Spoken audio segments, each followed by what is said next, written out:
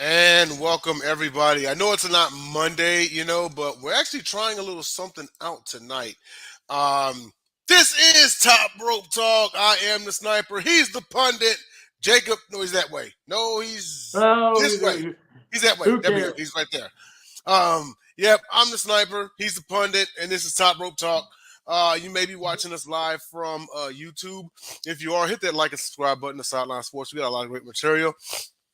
And also, if you follow us on Facebook, of course, Twitter, LinkedIn, catch us on DBTV, and also on Strim TV. So this isn't exactly a Top Rope Talk episode where we would go and review like the week and stuff like that. This is more like Top Rope commentary. This is a dry run, and I'll let Jacob go more into it because it was kind of his idea. Well, one of the ideas I've had is the fact I've always loved Mystery Science Theater 3000. Only this is that we can make comedy with this if we want to, but the whole idea of this is to get the best match. We don't have the silhouette, the whole dark thing like the robots. We don't have any bots. We don't have any of that kind of stuff. Yeah. We've got we don't have any of that kind of stuff. What we have though is we have old matches from the past. We might find some terrible ones, but we're not going to do that right now. We're just getting this thing. We found a first match that is perfect for this. This is, for our commentary to be able to watch this. Nature Boy Ric Flair versus Rickey the Dragon Steamboat. Not from 1989, not from 77, not from the 10,000 other years they did this. From 1982 in Japan. So just imagine how awesome they were in the States and add Japan to it. Yes, absolutely. And see, this right here, it goes to the legends of both of these men. And I want you to keep in mind that this was at the dawning of the golden era of wrestling. I'm talking about the 1980s professional wrestling boom, which saw the likes of Ric Flair, Sting, Luger, Steamboat, and company, Magnum, TA, the Four Horsemen, all of them run the WCW NWA side, and the beginning of Hulkamania, which ironically was 2 years later after this matchup, and the 80s run by the likes of Hulk Hogan, Macho Man Randy Savage, Andre the Giant, $1 Million Man Teddy DiBiase, and so forth. But no, this is a really great matchup that we're starting off with here. Once again, if you are catching us on YouTube, hit that like and subscribe button to the Sideline Sports Network. So without further ado, by the way, this isn't all like Japanese, but we're going to commentate. Well, we're not fluent in Japanese or nothing, but, pretty much what's going on in the ring, right? So let's go ahead and get this party underway here. This will be nice. See, everybody does 1989. We're doing 1982. Yeah, exactly. We're going all the way back. Let's go ahead and get it started. Oh, yeah. Japan, where we see all the interesting little titles there. Exactly. Is that Ric Flair with a kendo stick? I don't know. Man, you look at Sting like this era and the hairstyles and everything. Oh, look, man, Antonio Inoki. Look at that. Antonio Inoki was one of the feared. That was John Baba. That was. But speaking of which, Antonio Inoki, he was one of the feared, ones that come out of Japan throughout the 70s, 80s, and 90s. Like, if you had a Japanese wrestler, Mount Rushmore, Inoki is up there. Inoki's definitely up there. 60 minutes, one fall.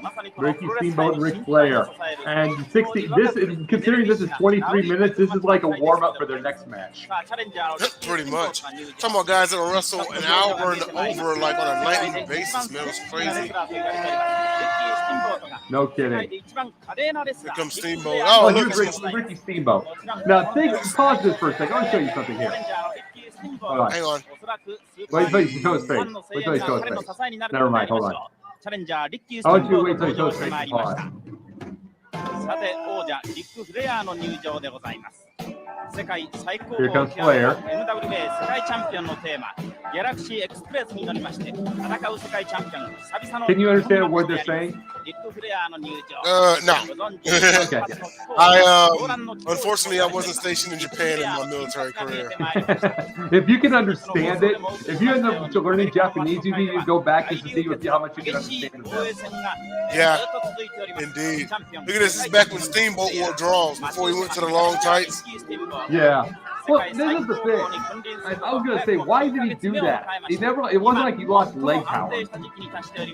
And then, like, you look at Flair, dude, and Flair's not even attempting to mix in. Like, he's not wearing black or red or nothing like that. He's showing he's obviously from America.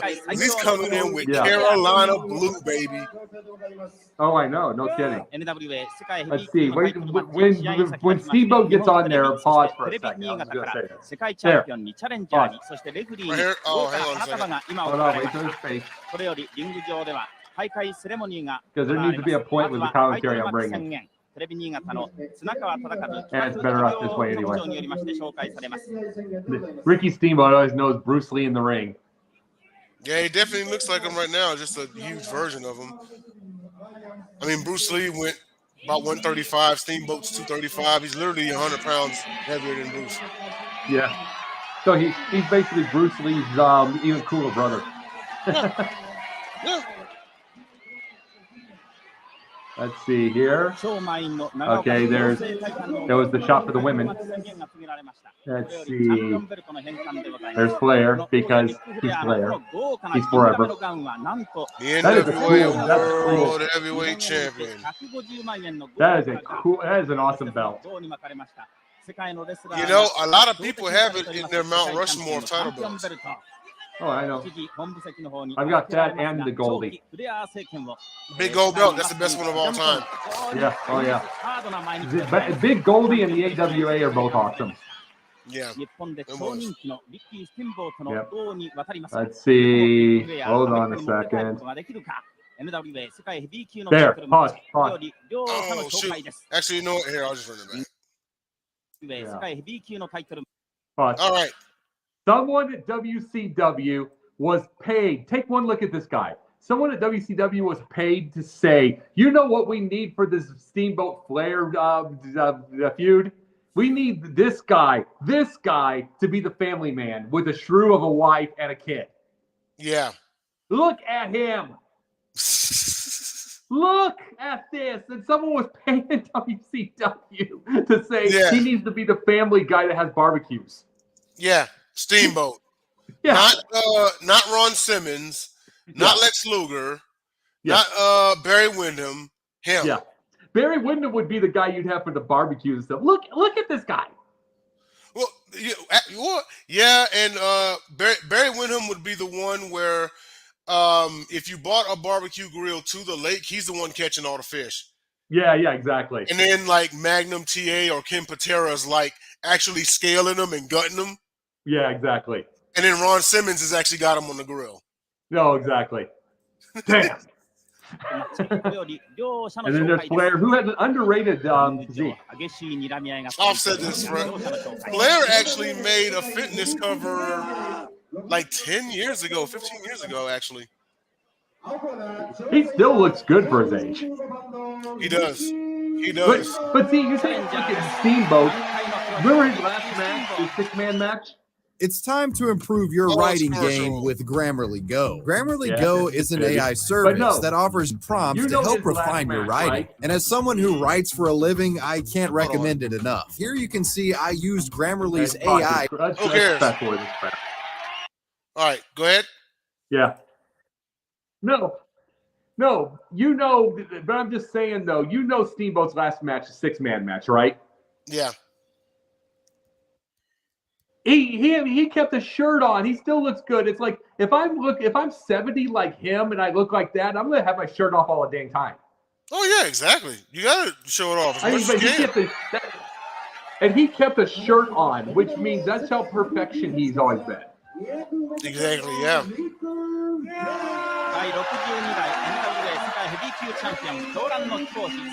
Okay, here comes Flair here, and yeah. Flair would be a fitness. You know what I think Flair's issue with the fitness thing was? He drank too much. Otherwise, he'd be shredded like Steamboat. Yeah. Even then, you still couldn't. I mean, like, you could tell because, and obviously, like, you knew he partied. You know what I mean? But even with getting blasted on a nightly basis in hotel bars, Flair still, look at him. He's probably hungover right there, but you can't tell it. Yeah. Oh yeah. Especially if he's in Japan. He's full of sake right now. Sake from last night. Absolutely. Well, probably this morning. But no. No. But the thing about Steamboat, why did he get rid of the draws and he went to the long tights? It wasn't like he lost his leg power. All right. I mean, you had to wonder about that because it wasn't like it's not like that he lost muscle.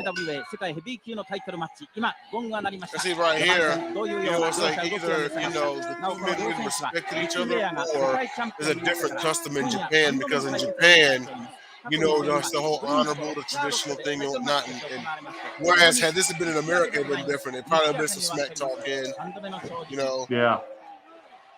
I love how he climbed the second rope to avoid the chop. I love how he did that. That was pretty dang cool. So then you're going to see Flair in a little while do something a little different holding from the going to the top rope. I think it's clear Steamboat was the athlete of the two. I would say so, yes. Flair probably got most of Steamboat's women. Probably so. Yeah. I have to wonder how do you communicate with the Japanese referee? Does he speak English or do you guess? Probably just key words. 2月から3月にかけましての日本テレビがお送りした海外特別試合で VTR 収録した対ハーリーレース戦の runs him over. There's that. All right, okay. You don't see a hip toss. You don't see a leapfrog from him too often. You don't see too many leapfrogs from Flair. He'll hit the mat and have you go over him. いろいろと話を皆様方にお伝えしたいと思ってるんですけれども。But you know the crazy part about Ric Flair? Ric Flair actually was a primary power brawler until his plane crash that injured his back. And when he came back, he actually had to adapt to a more traditional style.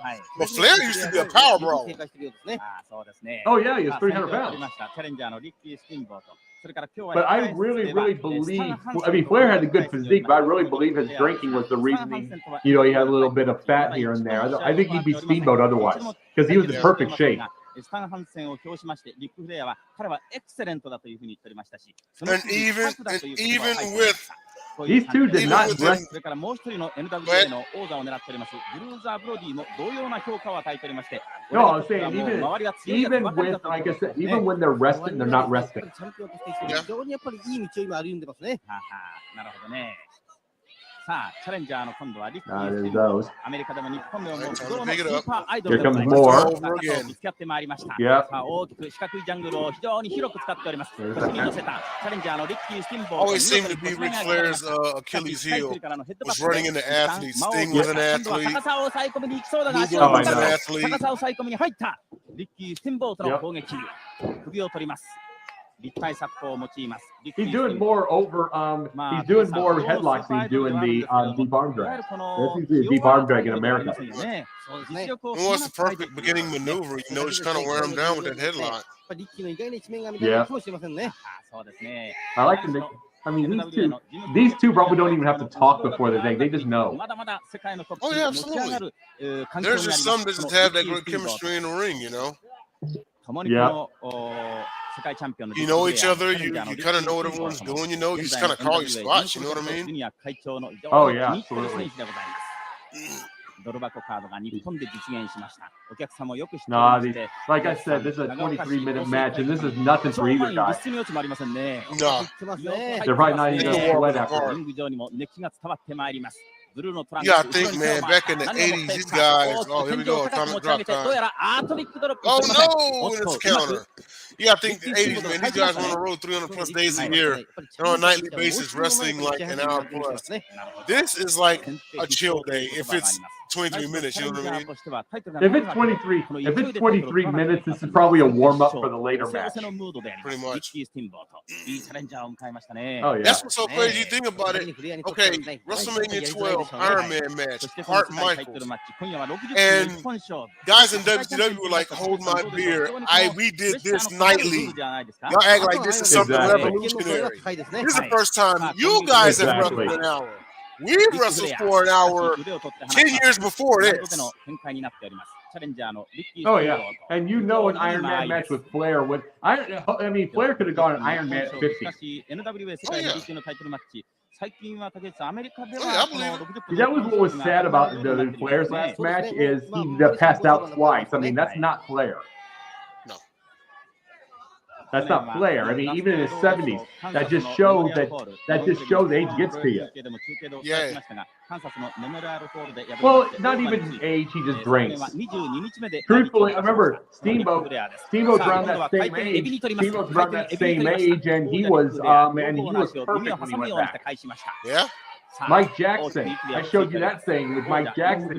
He was doing the Undertaker's rope walk at 73. Yeah. That's ridiculous. Ooh. Look at that. Flair's like, hold on a second, dude. I'm the one with the chops around here.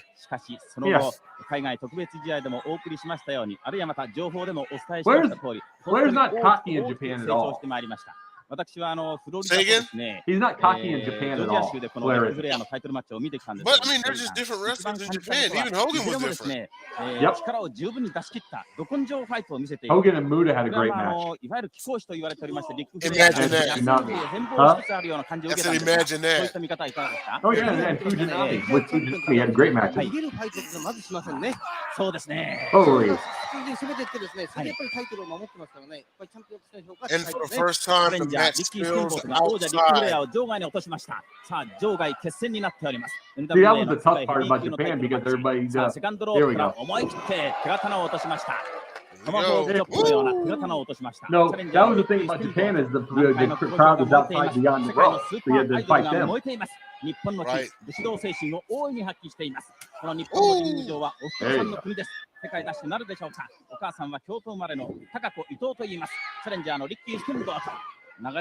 There. Nice. すでにも NWA の世界選手権は本人の話によりますと100戦以上戦っていると言っています。 You know what I was thinking actually just last night? Is Kevin Nash had an awesome moveset for a man that never actually kicked you or punched you. Like Nash would use knees and forearms and elbows. Like very rarely did he punch or like kick you unless it was the big boot. Oh, I love. Oh, the thing about Nash is the fact that I like that he did not face a bunch of big guys, and when he did face the big guys, it sucks. It means he wanted to face the little guys so he could have a good match. Even though his match did work bad. Steamboat was just perfection. しかし、この激しい動きをリック・フレア、密かに狙っているのかもしれません。Steamboat was definitely a samurai in another lifetime, dude. So what? He was definitely a samurai in another lifetime. Oh, yeah. Well, you watch his final match. He's still moving in his age. He's still moving, and it's like, I like the guy's over 70 with gray hair, and he's still moving perfectly. Insane. You know, I bet he does it, but he does yoga. That's how I like. Look at DDP. DDP he's been doing yoga for the longest. Oh yeah. Create his own. 狂乱の貴公子から狂乱の野生児へと変貌しつつあります。このリック・フレアです。偉大な王者への足がかりを作っております。リック・フレア。 Flair starting to take control. No one ever takes control long in these matches. No, not for the 80s matches. Here we go. A rare Flair. Actually, you know what? That was one of his moves in the 80s. He didn't power drive too much later in his career. No, and it doesn't look like it either. つ一つの動きに本当に動きが感じられます。サイドスープレックス。Oh. Government suplex. You're seeing, you know, and to anybody who may be watching this or may watch it later on, you know, Flair's moveset was half different back in his early days. Yeah. Again, they don't ever take control long.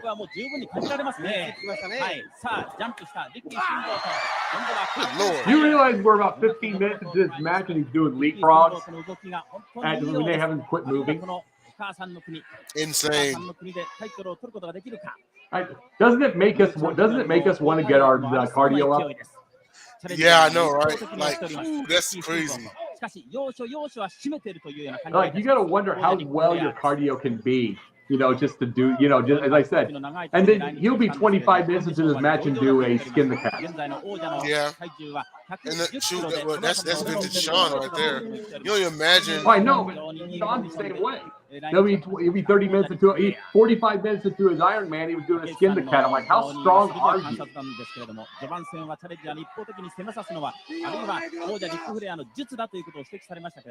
Even Sean, before his Iron Man match, said that the whole time prepping for the match, he worked on most of the cardio. But you got to remember, he faced Yokozuna when Yokozuna's at his worst and just wore him out in 4 seconds. Oh, yeah. It was on Raw. Completely wore him out and sucked his wind. Chop that tree down. Here we go.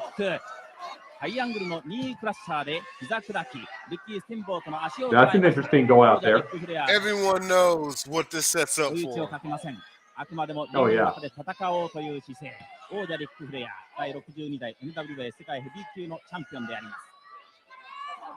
Flair doesn't need a rest. Get back in here. And this will be a perfect suplex. You know it will be perfect. You know, I was just thinking this last night. As far as the delayed vertical suplexes, Flair's is heavily respected. And my personal favorite of all time is Bulldog. Is who? Bulldog. Oh yeah. Well, he did it to guys like Vader. You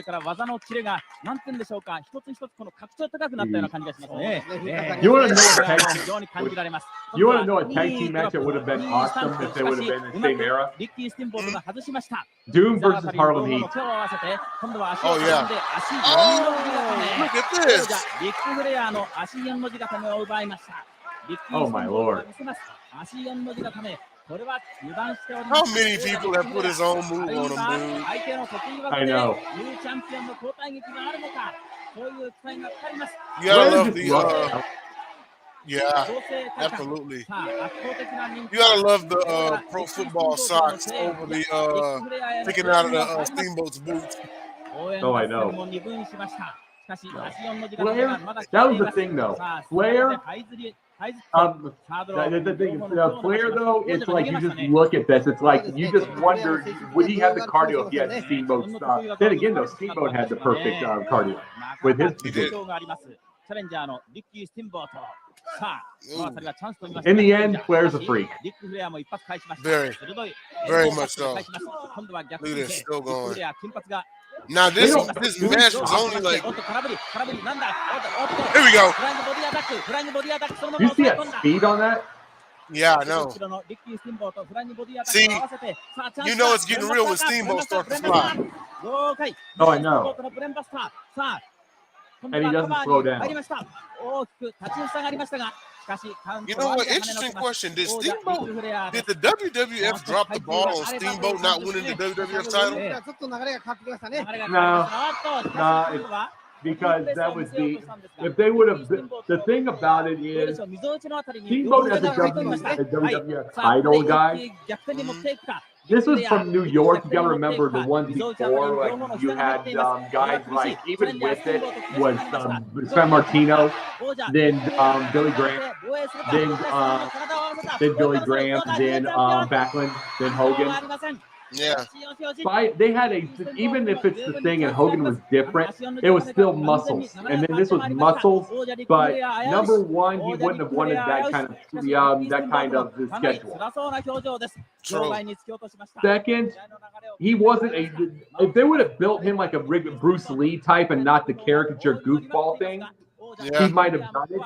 But the way they built Hogan was the superhero. Yeah, of course. And he embodied America at the time period. Yeah. No one was more American than Hulk Hogan. Yeah.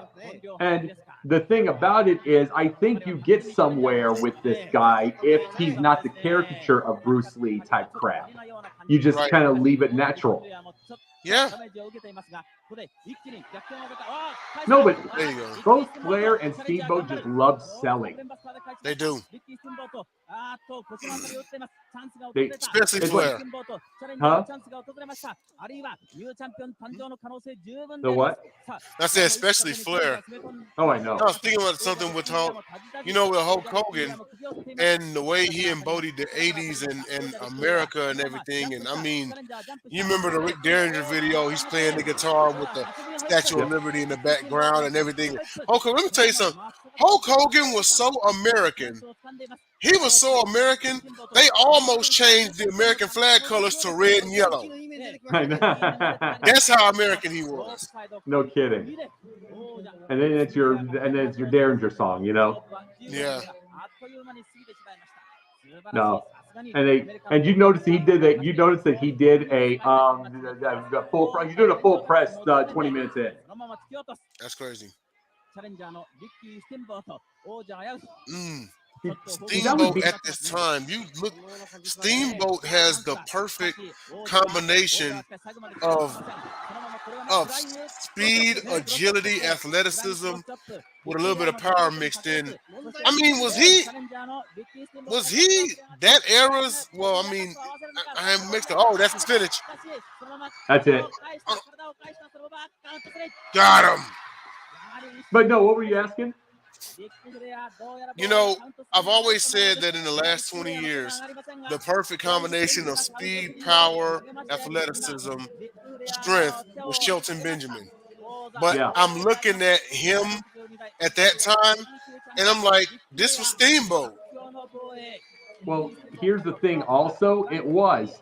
And the thing about it is they never utilized Shelton the way they did Rickey. That's true. Never. It's like, it's like, no, and then here we go. And then just go for it. Just do that. Thank you. No, that's the thing. Shelton, no, that was the thing. Shelton Benjamin, I think he would have been a great world champion if you utilized him better. Absolutely. I've said that for years. I'm glad you said that. Yeah. And you kind of thought he was on his way. Remember when back-to-back Mondays he upset Triple H? Kind of thought he was on his way then, Yeah. No. And the thing is, and I would have loved it. It would have been awesome to see Steamboat and Steamboat as a world heavyweight champion. Do not get that wrong. But we have to blame Vince on all of this. They would have bombed it. They would have bombed with that. Yeah. Just with his style. His style was he was going for the 80s American Reagan.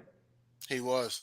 You got to think, if Shelton was coming around as a newcomer now, maybe even in NXT, you're looking at an NXT champion, you're looking at a future WWE champion, of course. But that was our match. And just any final takeaways about that match, Jake? Well, all I can think about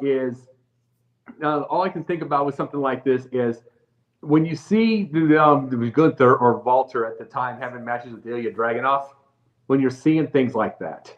And then you see these matches and you see this, and then you get creative saying, when creative will say something along the lines of, nah, well, it won't interest people.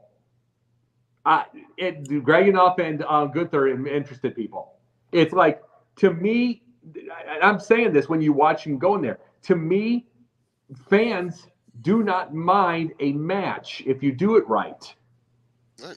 It's like, there are specific ones that are going to want the Bucks, and they're going to want Hardy Boys and no selling and the 10,000 kicks. They're going to want that. I don't understand them. I can't understand their ridiculousness. That I can't understand the whole idea of the live action comic book or Marvel. That's what they're doing. I don't get it. But some of us, and there's a lot of us out here, want something that looks like a choreographed fight. Yeah. And it's like, that was a choreographed fight, and Flair won clean. He did. He won clean off of a counter. He didn't even attempt to figure four the whole time. No. And it's like, and seeing that was the thing with Flair. That's the thing. Hogan's ego. I think, you want to know what I think with this Hulk?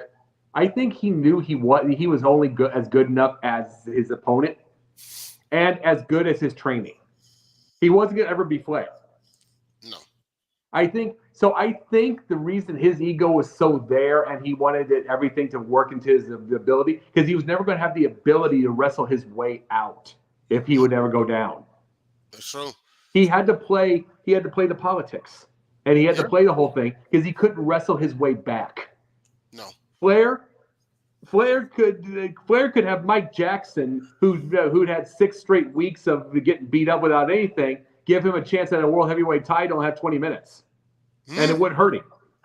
No, it wouldn't at all. And, and it's nuts because, it's why you didn't see too often, matches with Bret Hart and Hulk Hogan. I think they had one in WCW. It's why him and Shawn only faced off once, Well, the thing about Shawn was willing because Shawn knew how to work. I think Bret has his match.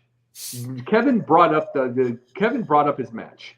It is 5 minutes. It is 5 minutes where Bret takes over. It's kind of like Axe in a theater. 5 minutes where he takes over, where he takes it. 5 minutes where the heel takes. 5 minutes where they're back and forth. 5 minutes to finish. And Bret has his match. There are specific guys that can take the match, and it's like, and every once in a blue moon you'd run into a Dino Bravo that couldn't do it.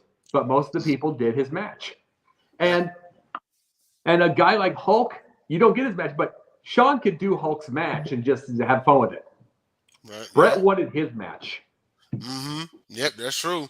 But Hulk wasn't going to do Shawn's match. He can't.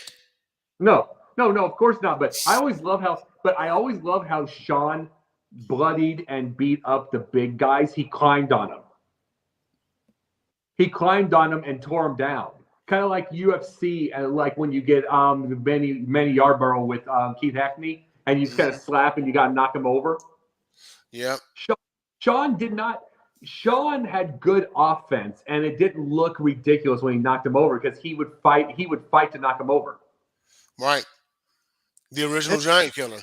Yeah, and I was like, and that was the thing. It's like, I liked how he did it. And it's like Shawn was a pain in the butt, but he was also one of the greatest ever. Of course. Well, that is our episode, ladies and gentlemen. Thanks for tuning in to Top Rope Commentary. Should all go well, this will be a once-in-a-while thing. About once a month maybe? Yeah, would love that. And it's like, and I know you'll be, now that you've seen this, you're going to be looking. Oh, yeah, absolutely. Absolutely. I only wish I could expand it out to, I don't know. We'll see what we come up with. But yeah, thanks everybody for tuning in. Make sure you like and subscribe to Sideline Sports. And until next time, I am the Sniper. He's the Pundit. We will see you on Monday for Top Rope Talk. Later.